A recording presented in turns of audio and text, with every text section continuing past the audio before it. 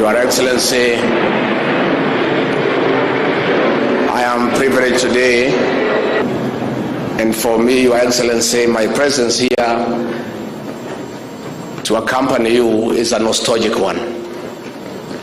Your Excellency, 32 years ago, I was on this very parade ground in another colorful passing out parade, 4 administrative officers and administration police officers. Your Excellency, I want to confirm to you that during our time here, the training was professional and rigorous, and from my observation, I think the standards have even gone higher. Your Excellency, from my earlier life, I have observed from my experience, na nimeangalia hii parade iko sawa, iko safi na imeiva zaidi.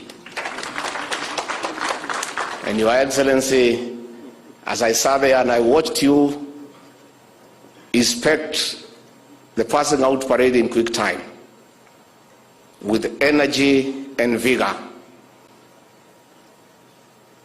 I forgot temporarily and went back to the political world.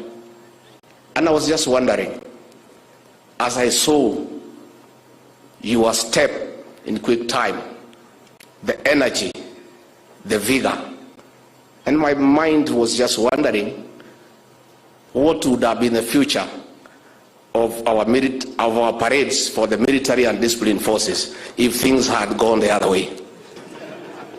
Mheshimiwa Rais, these officers have taken their oath and have sworn to be loyal to their president and to the Constitution.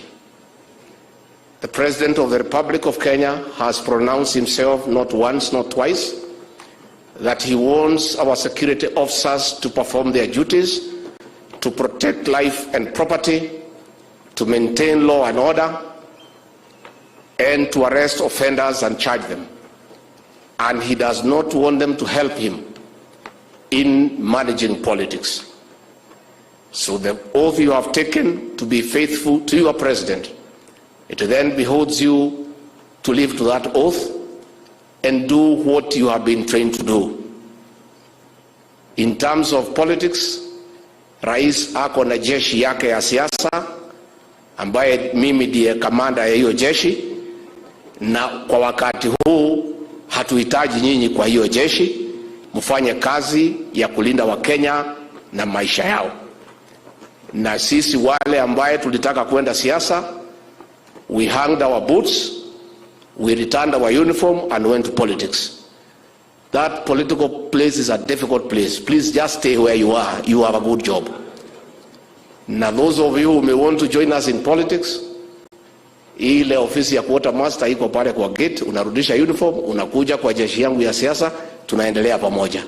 Otherwise you have got a good job, and Your Excellency, this is a good team, and we have professional officers, and ours is to support them so that they live up to their oath and serve the people of Kenya with dedication.